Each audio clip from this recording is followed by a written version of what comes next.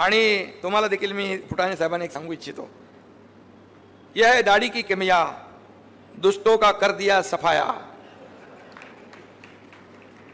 आणि मराठीमध्ये सांगायचं म्हणजे या दाढीमध्ये बऱ्याच लोकांची नाडी आहे। त्यांनी म्हटलं की दाढीवर हात फिरवीत त्यांनी केला संकल्प, 50 आमदारांचं पुनर्वसन हाच यांचा प्रकल्प। चांगलं संमेलन या ठिकाणी घेतलेलं आहे। रामदास फुटाणे साहेबांना मगाशी मी म्हणालो की मध्ये त्यांनी माझ्या दाढीवर एक कविता केली होती, लक्षात आहे माझ्या। आणि त्यांनी म्हटलं की दाढीवर हात फिरवीत त्यांनी केला संकल्प, 50 आमदारांचं पुनर्वसन हाच यांचा प्रकल्प। तुम्हाला सांगतो असं फुटाणे साहेब आपण म्हणालात, पण मी एवढंच सांगतो की हे सगळं करायला धाडस लागतं, हिम्मत लागते, जिगर लागते।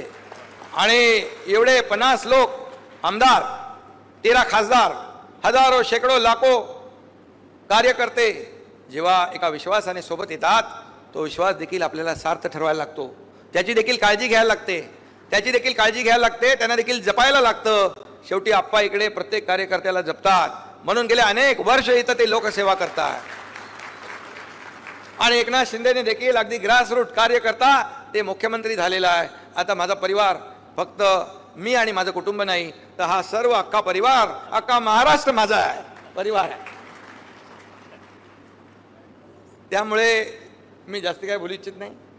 आणि आपल्याला एवढंच सांगतो की बाळासाहेबांची शिकवण जी आहे ती शिकवण आम्ही घेऊन, भूमिका घेऊन आम्ही पुढे जातो। विशाल हृदयाचे बाळासाहेब होते आणि त्यांनी जे काही शिकवलंय, धर्मवीर आनंदीके साहेबांच्या सानिध्यात आम्ही काम केलंय।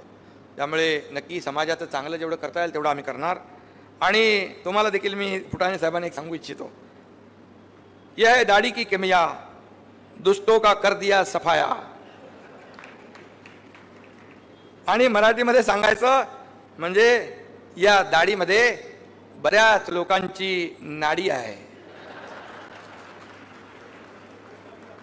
ते कुठं काय असते ना, नाडी परीक्षण, कुठली नाडी कुठं आपल्याला ते करायला लागतं ना। आपण पण माहित आहे, ते आपण पण करतात। आणि आमच्या सरकारबद्दल सांगायचं तर म्हणजे मी मगाशी म्हणालो की आपणही चांगलं म्हणालात, वाईट नाही म्हणालात, पण सरकारचं काम काय? सरकारचं या राज्याला पुढे नेणं, या राज्यातले थांबलेले प्रकल्प पुढे नेणं, या राज्याचा सर्वांगीण विकास करणं।